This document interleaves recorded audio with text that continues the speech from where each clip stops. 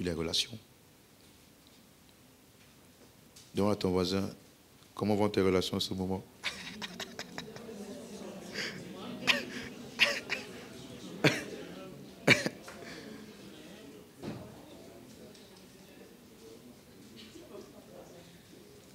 Faut qu'il réponde, hein? Faut qu'il réponde.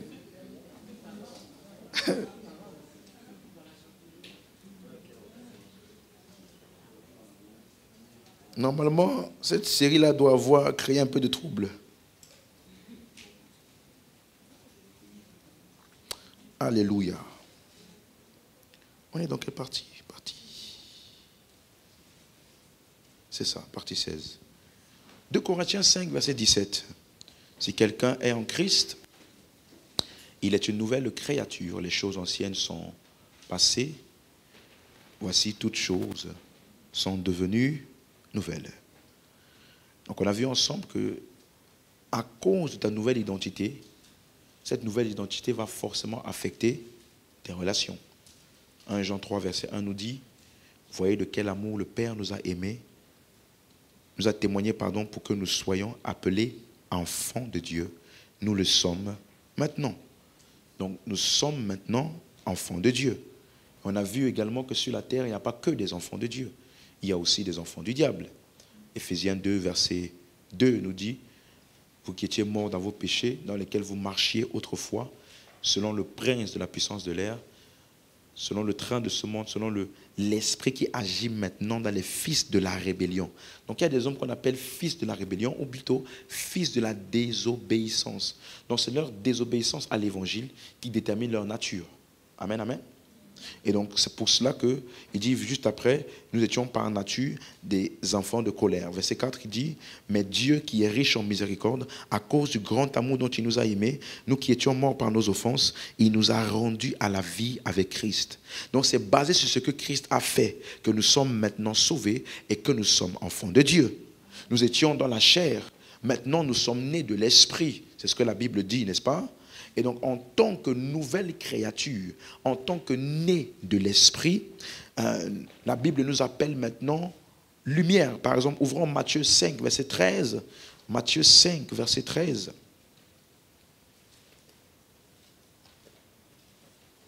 Matthieu 5, verset 13.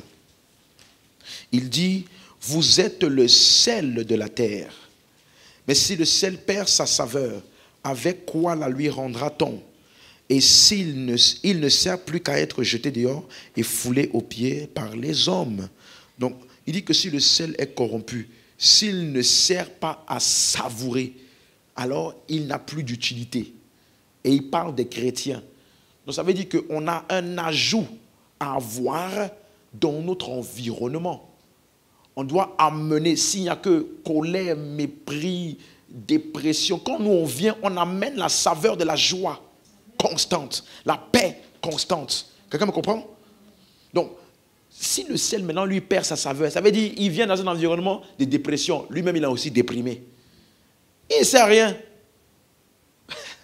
Quelqu'un comprend? Vous voyez ce qu'il est en train de dire? Donc ça veut dire que la présence du croyant dans un environnement hostile ou bien différent de lui ne doit pas le changer, mais c'est lui qui doit influencer son environnement en amenant la saveur. Donc est-ce que tu es savoureux dans ton environnement? Ou bien tu es confondu à eux? Quelqu'un qui est colérique, quand il doit être à côté de toi, la paix que tu amènes là, va le savourer un peu. Lui là, je sais que ça ne sert à rien. Il ne va jamais s'énerver. Alléluia.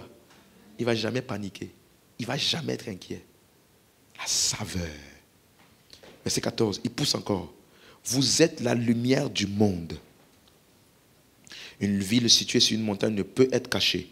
On n'allume pas une lampe pour la mettre sous le boisseau, mais on la met sur le chandelier et elle éclaire tous ceux qui sont dans la maison. Que votre lumière luise devant les hommes. Tu as vu ça? Que votre lumière luise où? Pas devant Dieu, devant les hommes. Donc qui a besoin de ta lumière? Les hommes. Et que afin qu'il voie vos bonnes œuvres et qu'il glorifie votre Père qui est dans les cieux. Donc, mes bonnes œuvres ne me justifient pas. Mais mes bonnes œuvres, ou plutôt, montrent ma justification aux autres. Quelqu'un a compris ça? Ce ne sont pas mes bonnes œuvres qui me justifient. Mais les bonnes œuvres que je produis montrent. C'est ça que Jacques disait. Montre-moi ta foi par tes œuvres. La foi sont les œuvres mortes. Donc, mes œuvres permettent de rendre visible ce en quoi j'ai cru. Alléluia.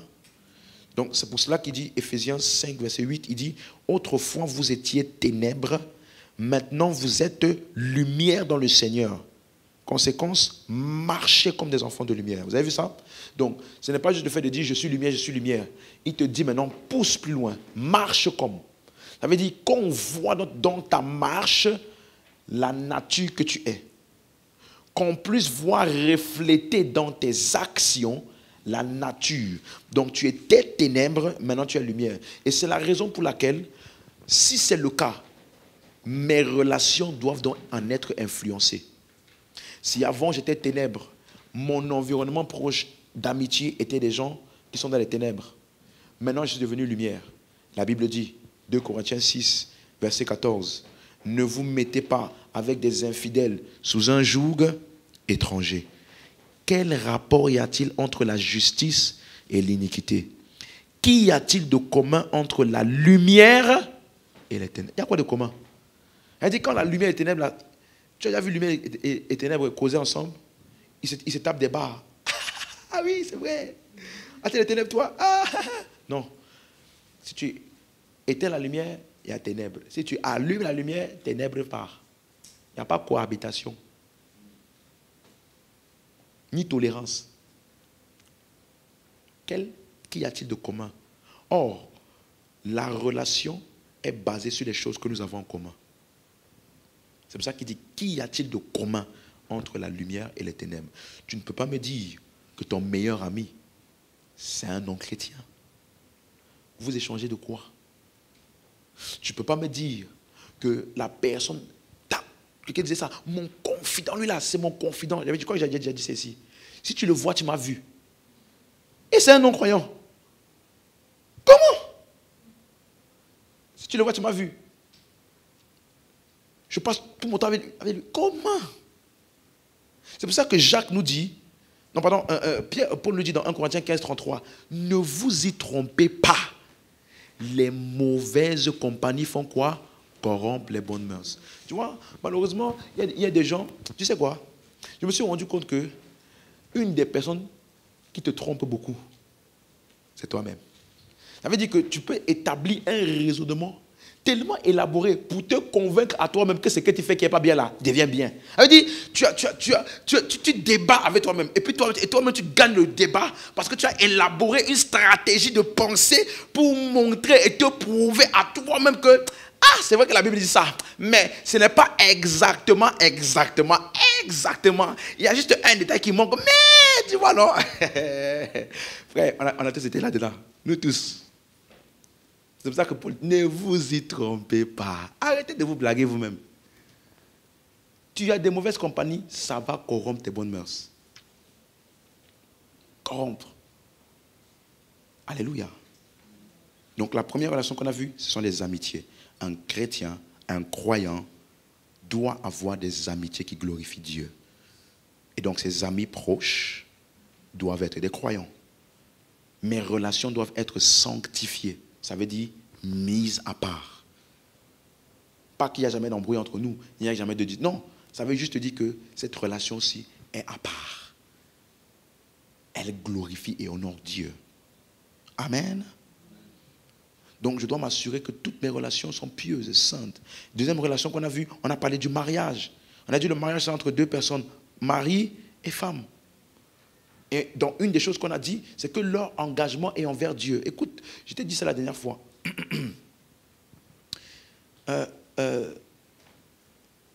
Quand tu as un conjoint qui a un engagement envers Dieu, c'est vraiment une sécurité pour toi. Parce que même lorsque toi tu vas faillir, son engagement n'était pas d'abord avec toi. C'était envers Dieu. Ça veut dire,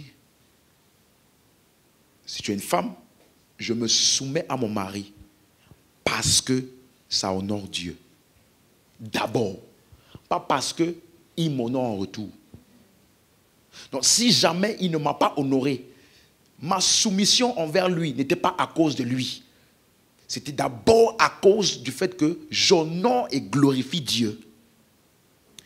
Et donc, si tu es marié à une femme, tu prends soin d'elle, tu l'aimes, la respectes, pardonnes, tolères, prends soin.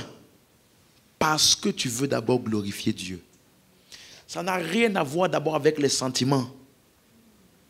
Il s'agit d'abord de Jésus. Même chose, on a parlé des parents et des enfants.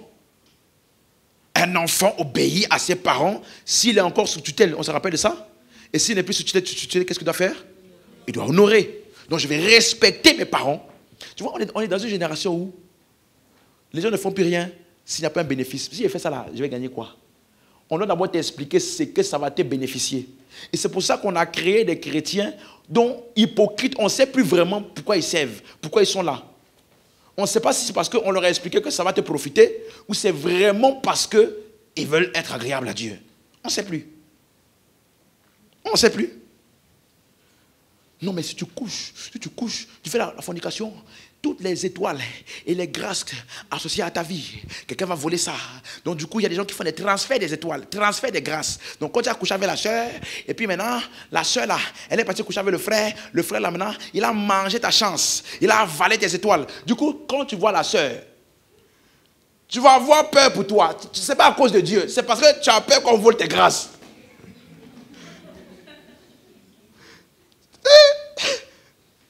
C'est pour ça. On va voler ma grâce. Pire encore, j'ai entendu un autre. Il y a des gens qui ont cette théorie tournée par les cheveux. Il dit, il y a des hommes ici, vous êtes homosexuels. Hein? Vous êtes homosexuels. Parce que la Bible dit que celui qui s'attache avec l'autre, il devient une seule chair avec elle. Donc, tu as couché avec la soeur, vous êtes devenu une seule chair. Elle est partie coucher avec l'autre frère, elle est devenue une seule chair avec le frère. Donc, toi et toi là, vous êtes devenus une seule chair par l'intermédiaire de la soeur. Donc sans savoir, tu es pédophile, sans savoir, tu es homosexuel. Du coup, tu sais ce que les gens ont dit? Révélation. Avance. Avance. Avance. Du coup, maintenant, quand on va te faire une demande inappropriée, tu vas refuser. Hey, je ne veux pas être homosexuel. Je ne veux pas qu'on vole mon étoile. Si on volait les étoiles là, Jésus n'aurait eu aucune étoile. Est-ce que tu sais que Jésus est né d'adultère? Est descendant d'un adultère. Vous savez, vous connaissez Salomon? Vous connaissez Salomon? Vous connaissez Salomon? C'est l'ancêtre de Jésus. Pire encore, tu connais, on l'appelle Rahab la prostituée. Tu connais? Ça veut dire que même jusqu'à aujourd'hui, son nom n'a pas changé. On la connaît toujours comme Rahab la prostituée. Tout ça là, Jésus est sorti de ça. Ça veut dire que si vraiment on devait aider Jésus, le nombre de malédictions générationnelles qu'on devait briser sur lui là, avec tous ses ancêtres fornicateurs, ancêtres idolâtres, tout le background qu'il a eu. Et puis il est né. On dit, la première chose qu'il a eu, c'est quoi? Les anges sont venus. Pas les démons, hein? Pas les démons des ancêtres des malédictions. Les anges étaient là. Et puis le Père a dit, celui-ci est mon fils bien-aimé. Sans délivrance. On est dans une génération où les pasteurs ont peur que si on dit juste aux chrétiens, ça va faire plaisir à Dieu. D'accord. C'est tout. Il attend la suite. Il attend la suite pour qu'on dise, mais quand tu vas faire ça aussi, tu vois, ils ont développé ce que Paul appelle la démangeaison d'entendre des choses agréables. 8 principes pour la percée surnaturelle miraculeuse. 80 principes pour trouver le conjoint idéal. Et la personne qui a donné les 80 principes là, il n'a même pas appliqué un de ça. 62 principes pour percer le ciel. Opération détruire Non, laisse-moi lui donner un nom. Et quand on va mettre les noms comme ça, les chrétiens, là, ils vont courir. Détruire le sorcier de ma famille. Ta mère était chrétienne, ton grand-père était chrétien, ton arrière-grand-père était chrétien. Donc un sorcier là, qui allait des générations, ça veut dire ton père, ton grand-père, arrière-grand-père, il est mort. Ton père, ton grand-père, il est mort. C'est toujours le même sorcier. Ça veut dire ton grand-père avait fait le programme détruire le sorcier de ma famille. Toi aussi, ton père a fait le programme détruire le sorcier de ma famille. Toi maintenant, détruire le sorcier de ma famille. C'est quel sorcier récalcitrant qui est... Et comme ça ne suffit pas, tu vas dans le programme détruire le sorcier de ma famille avec tes enfants. Donc maintenant, ils vont apprendre ça. Donc comme maintenant, eux aussi vont grandir. Dès qu'on va dire détruire le sorcier de ma famille, ils vont aller aussi. Suis-moi. La plus grande motivation d'un croyant, c'est d'honorer Dieu. Si ce n'est pas suffisant pour toi, tu es charnel. Tu es encore dominé par le moi, l'ego. Quelqu'un, on lui dit, donne l'argent à l'église. Dieu m'avait parlé qu'il y avait une onction spéciale sur ma vie. Que quand tu sèmes sur moi, il y a un miracle qu'on appelle miracle de 24 heures. Quel que soit ce que tu voulais, en 24 heures, turn around, turn around, turn around. 24 heures, turn around. Et tu vois des gens, ils donnent des 10 000 euros. Qui ici? Je vais 50 personnes pour donner 10 000 euros. Il s'approche. Maintenant, il arrive dans une église où on lui dit, mon ami, Dieu n'est pas ton casino. Dieu n'est pas ton marketing des réseaux où tu mets 1. Après 1 mois, ça se transforme en 100. Quand on lui dit ça, quand tu donnes, la Bible dit que chacun travaille de ses mains en faisant ce qui est bien, afin qu'il puisse avoir pour donner aux autres. C'est ce que la Bible dit. Il y a plus de bonheur à donner qu'à recevoir. Mon Dieu pourvoira à tous vos besoins selon ses richesses en gloire. Qu'est-ce qu'on appelle ces richesses en gloire? Il dit, Paul dit, quelle est la glorieuse richesse en gloire de ce mystère, à savoir Christ en vous. Donc, comment est-ce que Dieu va pouvoir à tes besoins selon ses richesses en gloire? Ce n'est pas le Christ dans les uns et les autres qui va susciter pour aussi pouvoir à tes besoins, comme vous avez pourvu à mes besoins, comme vous avez vu que j'avais eu besoin. Donc, Dieu pourvoit aux besoins des uns et des autres, pas les uns les autres. Donc, quand je donne, c'est parce que je veux pouvoir aux besoins des autres. Et marcher selon l'amour. Quand on dit ça, c'est un... Ah, d'accord, je comprends. Qui veut donner? Venez donner 5 euros. Et ça, on disait, miracle du centuple, multiplié par 100. Tout ce que tu donnes, Dieu a dit, tu auras au centuple. Déjà, ils donnent 1 000 euros, 5 000 euros, 10. Il y en a qui donnent 10 000 euros. Parce qu'on lui a dit, tu as un projet de 1 million, tu n'as que 100 000. Donne à Dieu, Dieu va multiplier. Il donne. Il ne donne pas à Dieu. Que personne ne vous blague. Il ne donne pas à Dieu. Ce n'est pas à Dieu qu'il a donné. C'est à son projet qu'il a donné. Dieu est juste la plateforme de transaction. Vous comprenez maintenant? On ne marche pas en Christ par la peur, ni par le gain, l'intérêt. On marche en Christ et on obéit à la parole. Parce que ça honore Dieu. Point final. Amen. Donc, c'est ça qui doit nous animer. Je fais tout. Donc, la raison pour laquelle je prends soin de ma femme, je pardonne, je tolère. Frère, si la Bible te dit, la Bible te dit, Marie, aimez vos femmes et ne vous aigrissez pas. Écoute-moi, ça veut dire qu'il y a un ingrédient dans la femme là qu'on appelle bouton d'aigrissement de l'homme. Elle ne fait pas exprès. Ça veut dire que si tu n'es pas marié, tu ne vas pas comprendre. Quand tu vas te marier là, tu vas comprendre. Elle dit que tout ce que tu imagines qui est normal, pour elle, ce qui est normal, c'est exactement le contraire. Comment ça se fait? On dit Marie, aimez-vous et ne vous aigrissez pas. Donc si la Bible reconnaît que tu ne dois pas t'aigrir, ça veut dire que femme là fait des choses qui font aigrir. Mais tu dois te rappeler, mon engagement n'est pas envers son comportement. Au nom de Jésus. Jésus-Christ est Seigneur. Il est sorti du tombeau, il est Seigneur. Malgré le comportement de ma femme. Non, non, non. Attendez, je vais faire une précision. Parce que des fois, quand je dis ça, après, ma femme me dit, quand tu parles, on dirait que je suis compliqué. Non, je ne parle pas de ma femme. Hein. Je parle des femmes en général. Moi, je n'ai pas de problème chez moi. Hein? Alléluia. Quelqu'un comprend? Non, suis-moi. Je fais ça, pas parce que, frère, mon engagement est d'abord envers Dieu. Crier sur ma femme, jamais. Jamais. Pas parce qu'il n'y a pas des occasions. Tu vois, moi, ton pasteur, juste ton pasteur, n'est-ce pas? Quand je t'enseigne comme ça, c'est parce que moi, c'est toujours nickel. Il faut parler avec elle. C'est parce qu'elle est soumise. C'est une bonne femme. Elle ne parle pas. Moi, je peux parler, oui, tu sais, la femme, elle fait ça. Si je donne le micro à ma femme, dis un peu ce que les hommes font. Hein? Tu vas découvrir pourquoi elle est ma femme. Tu comprends? Donc, des fois, il y a des choses que moi-même je fais. Après, je dis, hey, Seigneur, aie compassion d'elle. Hein? On se supporte. Pas parce que la personne fait. Donc, c'est pour ça que je t'ai dit dans cet enseignement-là, tu n'écoutes pas la parole pour l'autre.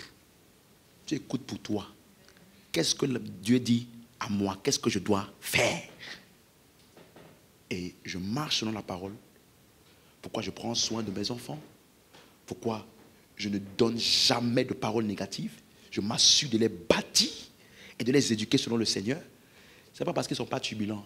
Ils sont turbulents. C'est ce qu'on appelle turbulents. Des fois, c'est parce que tu as le Saint-Esprit que tu te rappelles que c'est un enfant. C'est le Saint-Esprit qui te dit, c'est un enfant, c'est un enfant.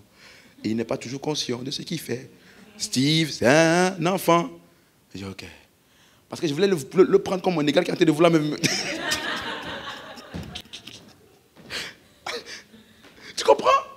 Mais c'est pas... Écoute-moi. Si ce qui fait que tu agis, c'est l'action de l'autre personne, tu ne vas jamais bien agir. C'est d'abord parce que je veux honorer Dieu. Je veux que mon couple honore Dieu. Je veux que mes enfants les éduquent selon le Seigneur. C'est d'abord ça ma première motivation. Bien sûr que l'autre profite et bénéficie, il n'y a pas de problème.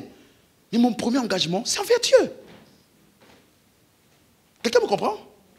Non, il faut que ça soit clair. Donc, ta vraie motivation pour ce que tu fais ne doit pas être un gain. Non, mais on m'a dit, le pasteur a expliqué un principe là. Ah, donc je comprends maintenant la puissance de la femme. Donc, si je veux que mon mari me donne l'argent, je vais faire comme ça, je vais faire comme ci, je vais faire comme ça. Ce n'est pas bon. Ce n'est pas bon. Même si ça peut marcher, ce n'est pas parce que tu ne fais pas pour les bonnes motivations. Ça veut dire le jour où tu vas faire, ça ne va pas marcher. Tu vas être aigri. Les hommes, c'est ingrat. Tu fais ça pour eux, ils ne voient même pas. Donc tu faisais pour qui?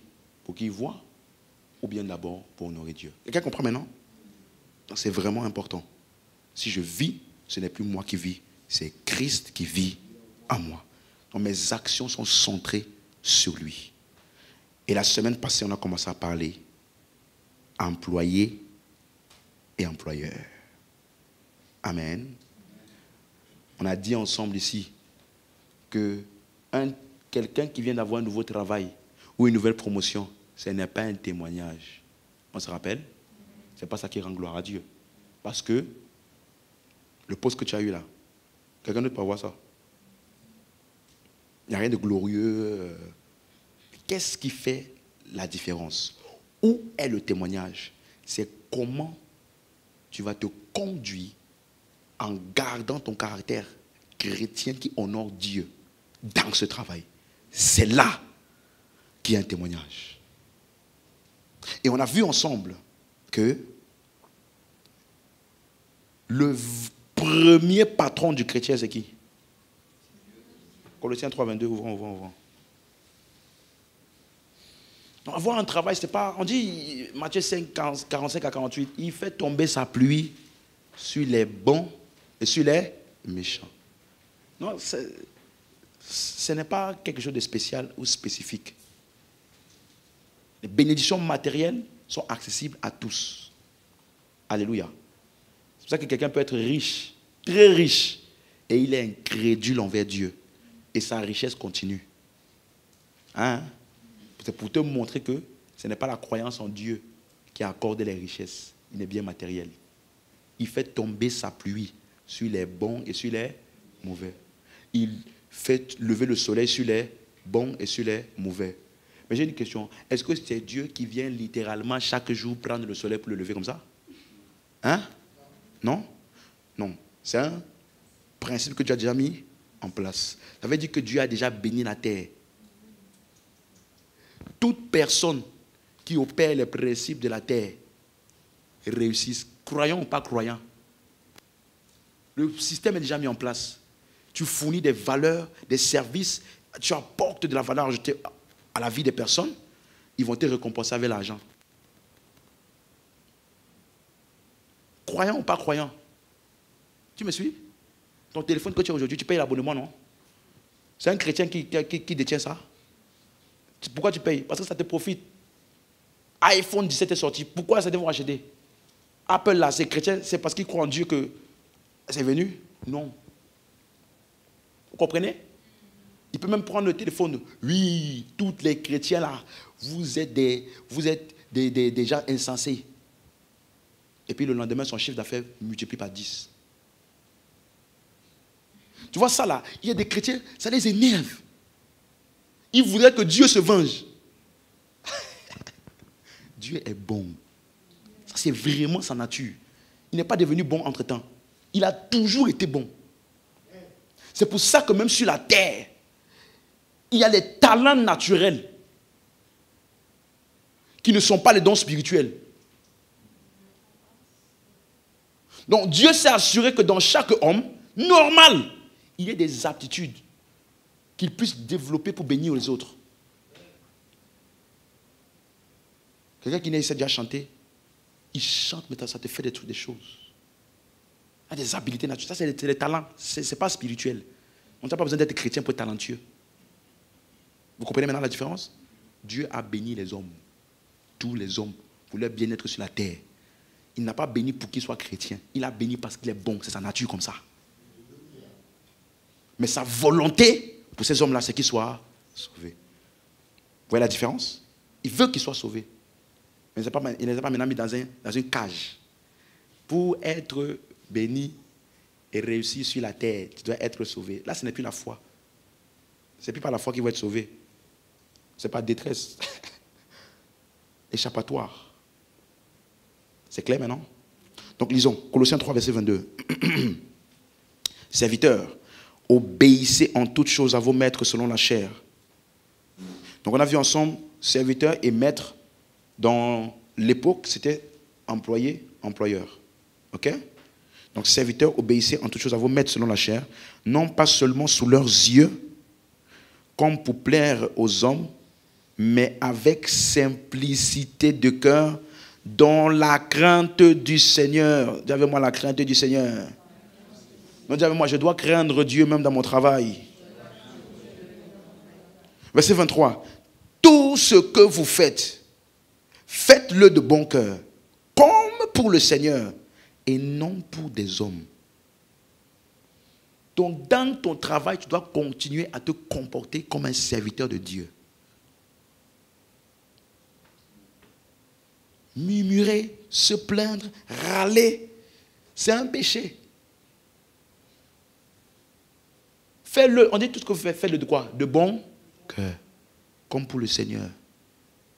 Imagine-toi que c'est Jésus qui t'avait dit, est-ce que tu peux me faire telle tâche et me rendre ça d'ici 1 heure?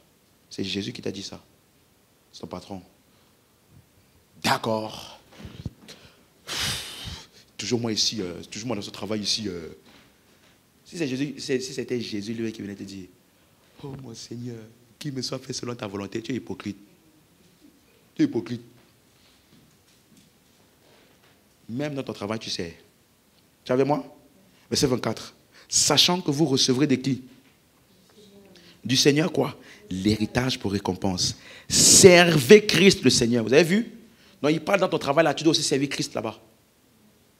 Donc le service, ce n'est pas qu'à l'église, même dans ton travail. Si tu es médecin, tu es serviteur de Dieu là-bas. Si tu prends soin des personnes, tu es serviteur de Dieu là-bas. Si tu es ingénieur, tu es serviteur de Dieu dans ton travail. En ensemble, ce n'est pas le fait d'avoir un nouveau travail qui compte. C'est comment tu sers Dieu dans ce travail. Amen. Dis avec moi, je suis serviteur de Dieu dans mon lieu de travail. Amen. Donc je suis la lumière là-bas. Je brille. Là où tout le monde va comme ça, si ce n'est pas selon la marche comme des enfants de lumière, je vais à gauche. Je dois briller. Amen. Arriver à l'heure, respecter les horaires. Ton vrai boss dans ton travail, c'est qui? Jésus. Et ta vie doit représenter ça dans ton travail. Regardez un autre texte, Ephésiens 6, verset 5. Ephésiens 6, verset 5.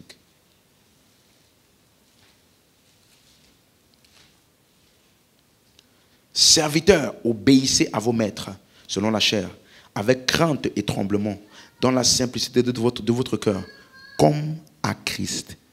Verset 6. Non pas seulement sous leurs yeux, comme pour plaire aux hommes, mais comme des serviteurs de Christ. Vous avez vu ça? Comme de qui? Serviteurs de Christ, qui font de bon cœur la volonté de Dieu. Donc quand je sers et que je suis obéissant, en train d'honorer, je suis en train de servir et de faire la volonté de Dieu dans mon travail. Donc quelle est la volonté de Dieu dans ton travail? Que tu puisses honorer Christ en étant obéissant, respectueux, en manifestant le caractère de Christ. Voilà la volonté de Dieu pour ton travail. C'est clair maintenant? Verset 7, il dit, servez-les avec empressement, pas avec rechignement. Avec empressement. D'accord, patron, ça sera fait tout de suite. D'accord, on va faire ça. C'est comme ça que tu dois être. Connu pour quelqu'un correct. On lui donne des choses, il fait. Comme servant le Seigneur et non des hommes. Donc tu vois qu'à plusieurs reprises, il dit, non pas pour les hommes, mais pour le Seigneur. Non pas pour les hommes. Ça veut dire que ta perception de ton travail doit être différente d'un non-chrétien. Non, ça doit être différent. Si tu es dans ton travail, ou que tu as un travail où tu reçois les gens, écoute-moi, tu dois le faire avec bon cœur. Pas en murmurant. Pas en te défoulant sur les gens. Il y a des endroits où je suis allé, moi je ne sais pas si c'est des chrétiens ou pas.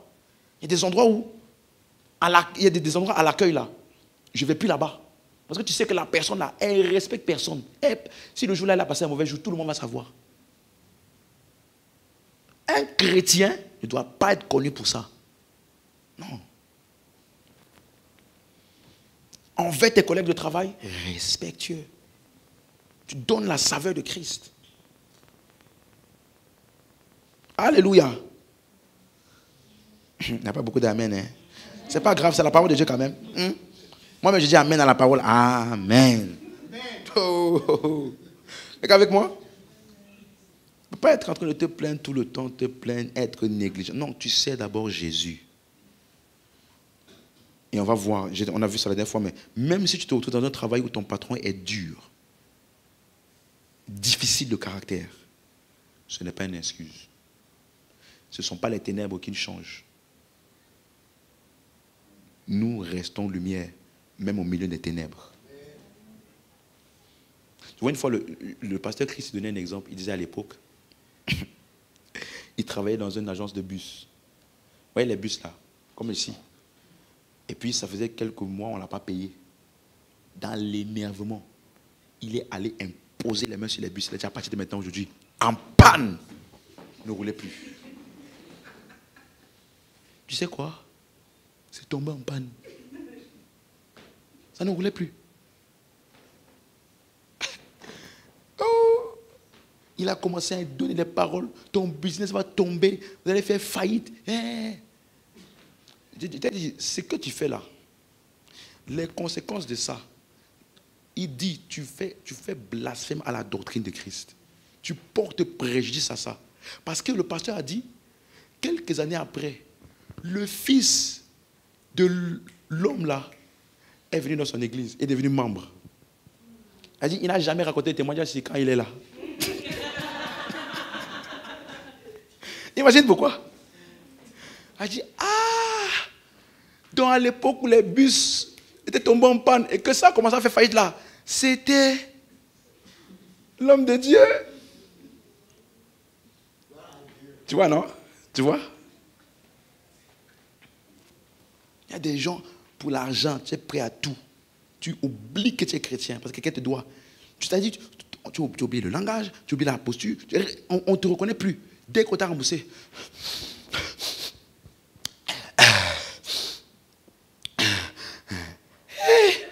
Pour l'argent. Non. Il a dit, tu ne peux pas servir 2 maîtres. Tu ne peux pas servir Dieu et maman. Même dans ton travail, tu ne sers pas l'argent. Ça veut dire, ce n'est pas la façon dont on te paye qui détermine ton caractère là-bas. Si c'est comment on te paye qui détermine ton caractère, ça veut dire que ce n'est pas Dieu que tu sers, c'est l'argent que tu sers. Et Jésus a dit, tu ne peux pas servir 2 maîtres. Soit tu vas aimer un et mépriser l'autre, soit tu vas aimer l'autre et mépriser l'un.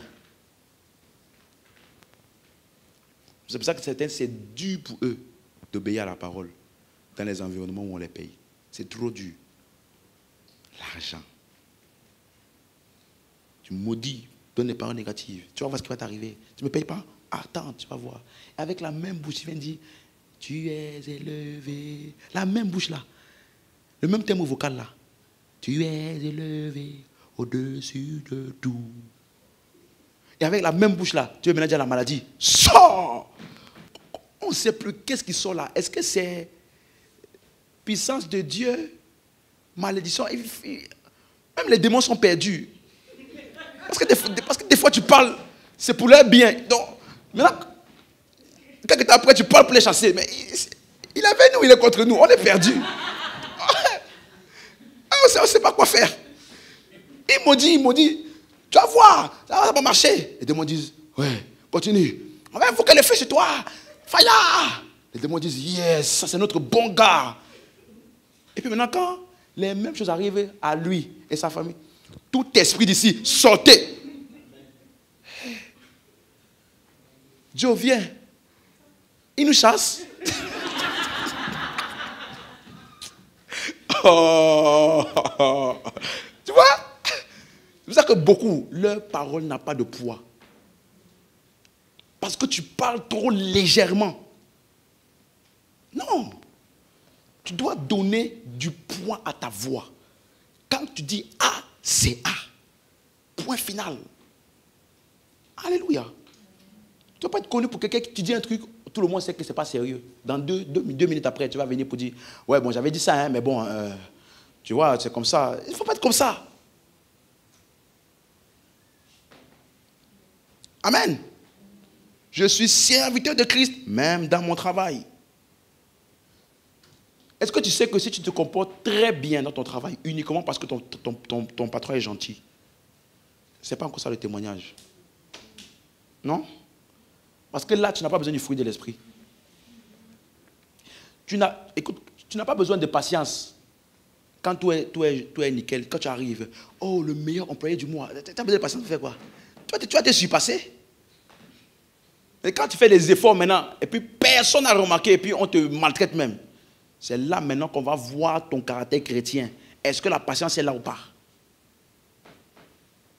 Tu comprends maintenant? 1 Pierre 2, verset 18.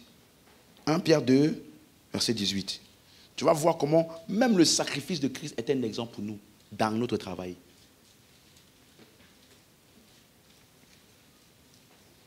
Serviteurs, soyez soumis en toute crainte à vos maîtres, non seulement à ceux qui sont bons et doux. Dis avec moi ceux qui sont bons et doux. J'ai pris pour toi que tu aies des patrons bons et doux, hein, parce que vraiment, c'est aussi bien. Hein. Mais si jamais, hein, c'est pas fini, mais aussi à ceux qui sont d'un caractère quoi? Difficile. Donc il dit soyez soumis, qu'il soit doux ou qu'il soit difficile. Ce n'est pas lui qui détermine ta conduite. Ce n'est pas lui. Verset 19. Car c'est une grâce que de supporter des afflictions par motif de conscience envers Dieu, quand on souffre injustement. Tu vois ça? Ça veut dire que si un chrétien subit une souffrance injustement, il glorifie Dieu. Il glorifie Dieu.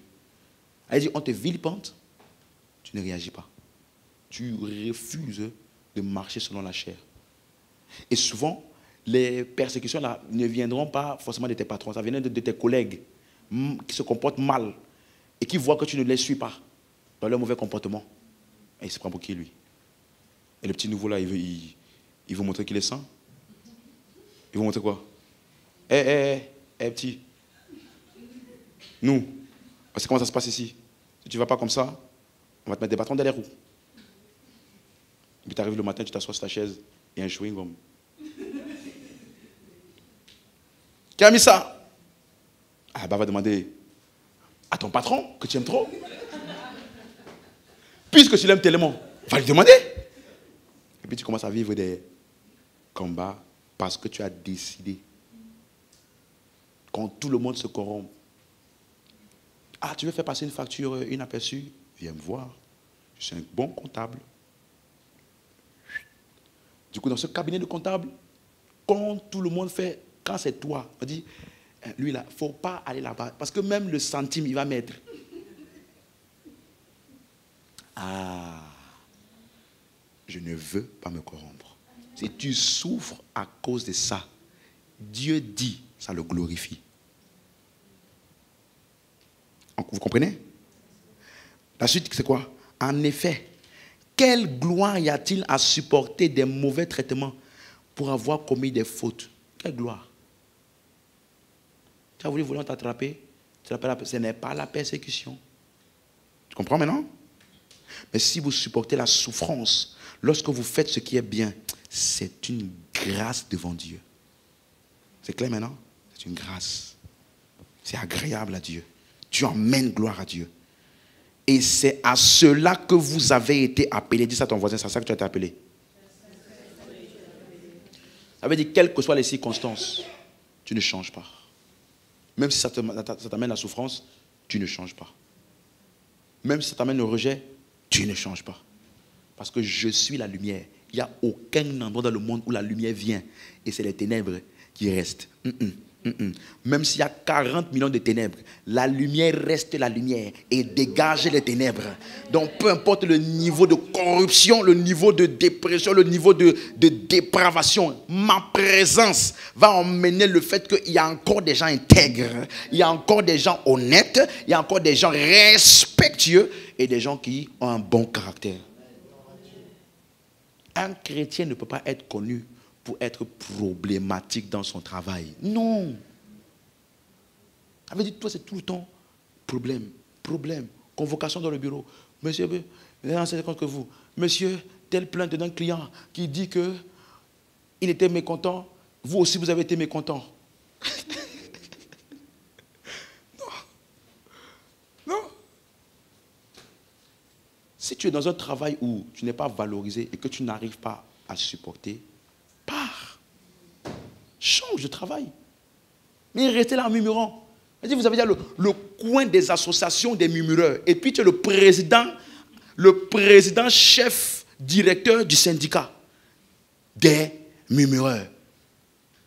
T'as vu la qu'on fait aujourd'hui? T'as vu, il a fait ça aussi? Vas-y, laisse tomber. Et lui c'est vraiment un faux patron. Et puis vous parlez comme ça.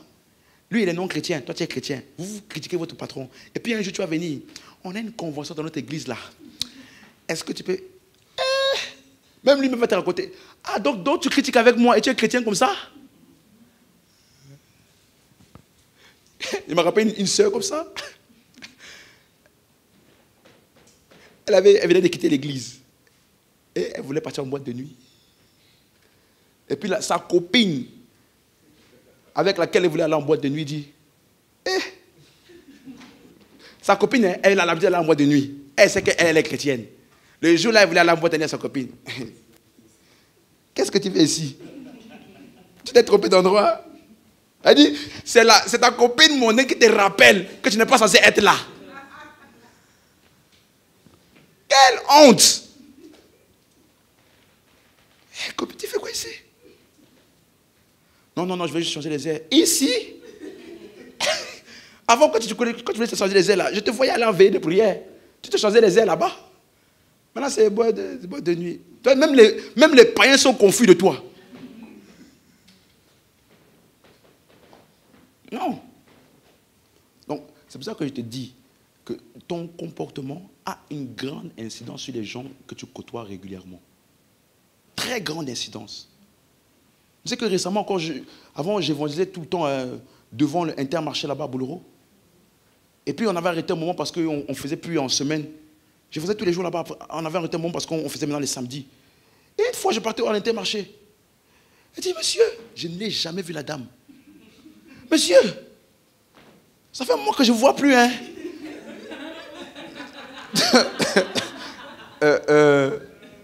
Comment ça, vous ne me voyez? Comment ça, vous ne me voyez plus? Oui, oui, je vous voyais, c'est vous qui venez ici tout le temps, et vous parliez aux gens, vous abordiez les personnes, n'est-ce pas? J'ai dit, oui, tu vois, oui, madame, c'est moi. C'est juste qu'on a changé d'endroit, mais je vais recommencer, madame. Ça veut dire, écoute-moi, je n'ai jamais parlé à cette dame. Mais comme c'est un endroit où on va faire les courses, il y a l'Intermarché à côté. Elle veut dire, tous les jours, elle passe là. Elle passe. Peut-être que j'ai même déjà parlé, elle a refusé, je ne suis pas intéressé, je ne suis pas intéressé. Mais le fait qu'elle me voit là régulièrement, lui parle. Au point où quand je ne viens pas. Monsieur, ça fait un moment, hein? Qu'est-ce qui s'est passé? Vous ne venez plus trop? Oh, tu vois, on a honte de ça. Elle dit, je ne sais pas si elle est croyante ou non croyante. Te rappelle que tu es censé être... Tes actions comptent. Il ne faut pas penser que ça compte. Ça compte. Ça compte. Donc, imagine-toi maintenant dans ton travail tous les jours. C'est important. Donc il dit ici, c'est à ça que vous avez été appelés, verset 21. Parce que Christ a souffert pour vous, vous laissant un exemple afin que vous suiviez ses traces. Verset 22. Lui qui n'a point commis de péché, et dans la bouche duquel il ne s'est point trouvé de fraude. Vous avez vu ça? Donc, il est en train de donner l'exemple de qui? Hein? Christ, n'est-ce pas? Rappelle-toi, il s'adresse à qui? À des chrétiens qui ont des patrons avec un caractère difficile. Il dit que Christ aussi, là, il a de ça un exemple. Donc, en voyant le sacrifice de Christ, tu peux avoir un exemple de comment te comporter avec ton patron difficile. Il dit ceci. Lui qui n'a point commis de péché, dans la bouche duquel il ne s'est point trouvé de fraude. Note bien ça, hein, verset 23. Lui qui injuriait ne rendait point d'injure. Ça, c'est fort. Maltraité, il ne faisait point de menaces. Déjà, ton voisin, on ne fait pas de menaces. Elle, il ne faut pas la chercher. Parce que si elle sort de ces gonds-là, non, on ne doit pas avoir peur de toi. On ne doit pas avoir peur de toi. Maltraité, il ne menaçait pas. Si tu refais ça, je vais te refaire le portrait. Je vais te refaire le portrait. Un chrétien ne parle pas comme ça. Pourquoi? Parce que Jésus nous a donné un exemple. Les pharisiens, les docteurs de la loi, les sacrificateurs, on l'a flagellé. Il n'a rien dit. Maltraité, point fait de menace. Mais s'en remettant à celui qui est le juste, qui juge justement. Donc ta lumière doit briller dans ton travail. Ça là, ça doit être ton témoignage. Tu sais qu'un jour, il y a une personne, je ne veux pas dire la personne, il était venu énervé. Vraiment énervé. J'étais avec ma femme. Énervé. Ah ouais, t'as fait ça? Ouais? Ouais, t'es sûr? Ok, attends-moi devant là. J'arrive, tu vas voir. Parce qu'il avait menacé ma femme. J'ai dit, oh, frère, s'il y a une personne qu'il ne faut pas menacer devant moi, c'est ma femme. Donc il m'a menacé. Oh, voir. Ok. Attends-moi devant là. Tu vas voir. Il est venu devant. Vas-y, tu vas faire quoi? Histoire vraie, hein? C'est pas un film. Histoire vraie. Tu vas faire quoi? Je dis rien. Tu vas faire quoi? Il est venu, il a essayé de toucher ma femme. Il a fait pas coup de poing sur moi. Suis-moi. J'ai rien dit. Je dis ok. Mais elle, ne la touchera pas. Il a pris sa voiture, il est parti. Pourquoi il est parti? Attends. Je suis à la maison chez moi. 20 minutes après, quelqu'un frappe à la porte. Tout. Excuse-moi, je voulais juste m'excuser. En fait, c'est toi qui es fort. En fait, parce que le fort, ce n'est pas celui qui réagit. Le fort, c'est celui qui se contrôle. C'est vraiment toi qui es fort, s'il te plaît. Est-ce que tu peux juste me pardonner un peu? Tu me pardonner? Ça veut dire que son action là, mon inaction a tellement troublé son cerveau qu'il n'a pas pu arriver jusqu'à chez lui. Il a voulu avoir un mot de ma bouche qui dit ça va, c'est pas grave. Pour que ça puisse se laisser tranquille. Parce que la vraie force, c'est quand tu as l'opportunité de réagir et tu fais rien. La force, ce n'est pas quand tu te montres puissant devant les gens. Non, ça c'est la faiblesse. Parce que tu es incapable. Incapable. La force, c'est quand j'ai l'opportunité d'utiliser la force. Et j'ai choisi de ne pas utiliser. Ce n'est pas quand j'ai la force et puis je me défousse. C'est déjà, tu es prisonnier de tes émotions. Prisonnier de l'emprise, de l'impulsion. Donc quand il a fait ça, j'ai dit, tu es élevé. Ça là, c'est pas, tu peux demander à ma femme, elle m'a dit, rien dit. Ok, pas grave. Elle a pris sa voiture, elle a démarré. On est parti. J'ai dit, chérie, viens, entre à la maison. Ma femme était même plus énervée que moi. Tu connais les femmes? Elle fait qu'on sait pas se battre, alors que... J'ai rien dit. Bref, tu vois. Mais quand on arrive à la maison, il est venu toquer à la porte. Excuse-moi, je ne sais pas qu'est-ce qui m'a pris. Vraiment, c'est toi qui es fort. Comme si je lui ai dit que je voulais être vu comme étant le fort. Mais tu vois que celui qui est maître de lui-même est plus fort que celui qui est incapable de se maîtriser. Injurier, il n'injurait pas. Maltraiter, il ne faisait pas de menaces. Suis-moi. C'est la meilleure manière de désactiver une personne furieuse. Tu réagis le contraire de ce qu'elle attendait. En fait, ta réaction là, ça va d'abord la choquer déjà. Tu as la chance. C'est pas que tu as la chance. Il a constaté que entre lui et toi, c'est toi qui es fort. Quelqu'un me comprend? Jésus nous a laissé un exemple, un modèle. Tu ne dois pas être connu comme quelqu'un d'impulsif. Elle dit, tu parles après, tu réfléchis si ce que tu dis là a été bon ou pas. Sinon, tu vas passer ta vie à t'excuser. Passer ta vie à détruire ta réputation auprès des hommes.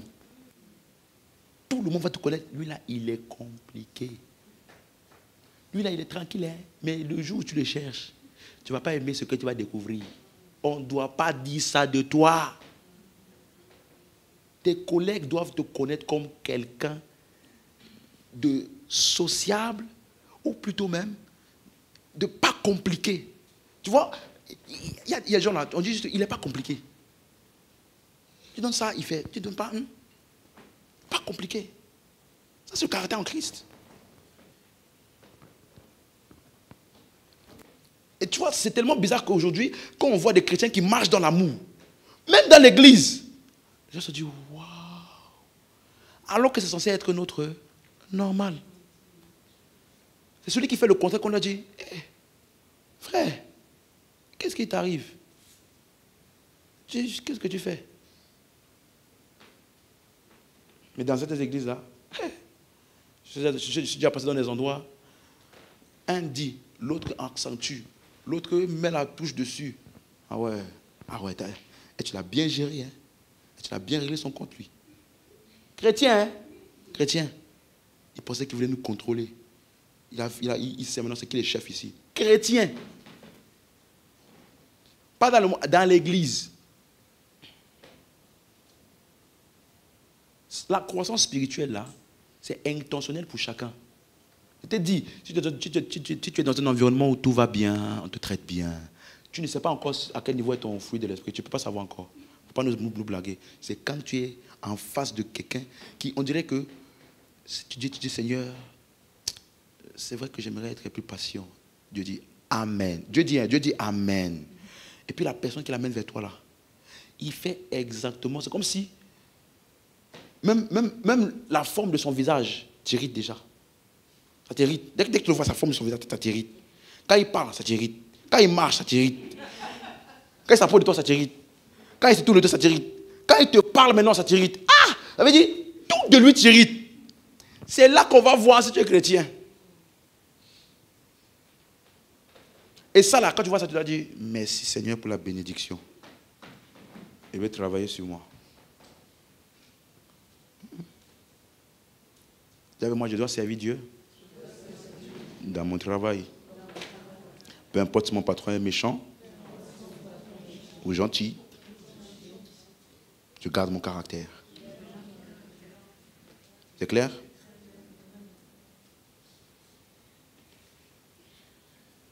Un chrétien ne doit pas avoir honte de paraître différent devant les autres.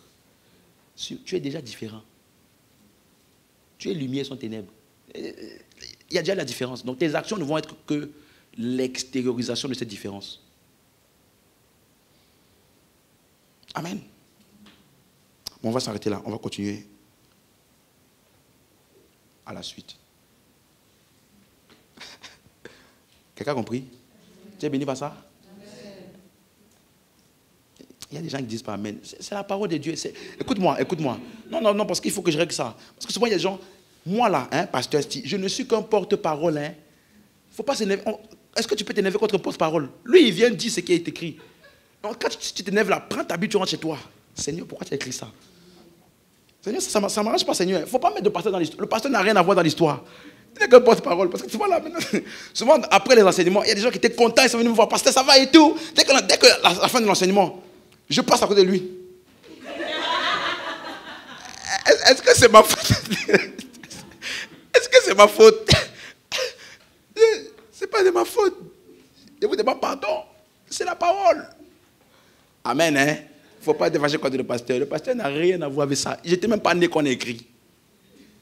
J'ai découvert comme toi, je me suis ajusté aussi. Voilà pourquoi je peux te prêcher. Amen. On peut se lever. Alléluia. Gloire à Dieu. Nous devons honorer Dieu dans tous les domaines. Honorer Christ. Que votre lumière brille devant les hommes. Et qu'en voyant vos bonnes œuvres, ils glorifient Dieu. Est-ce que ce ne serait pas extraordinaire qu'un jour un collègue vient et dise, ça fait 5 ans qu'on travaille ensemble. J'ai pris toutes ces 5 ans là, je t'ai observé. Honnêtement, je ne sais pas en quoi tu crois, mais j'ai vraiment vu en toi un homme intègre, correct. Le jour où tu vas lui dire, en fait, c'est parce que je sers Dieu. En fait, son cœur sera moins fermé. Même si après il ne croit pas, au moins, ça ne sera pas à cause de toi qui va dire, les chrétiens. Un jour, j'ai évangélisé une dame, elle m'a dit ça. Elle était païenne, athée, pardon. Elle m'a dit ça. Si tu savais ce que vous, les chrétiens, là, vous m'avez déjà fait. Des gens de ma propre famille et des gens de mon travail. Ils m'ont fait ça, ils m'ont fait ça, ils m'ont fait ça. Donc, votre Jésus, là, gardez-le pour vous. Tu voulais qu'ils disent quoi?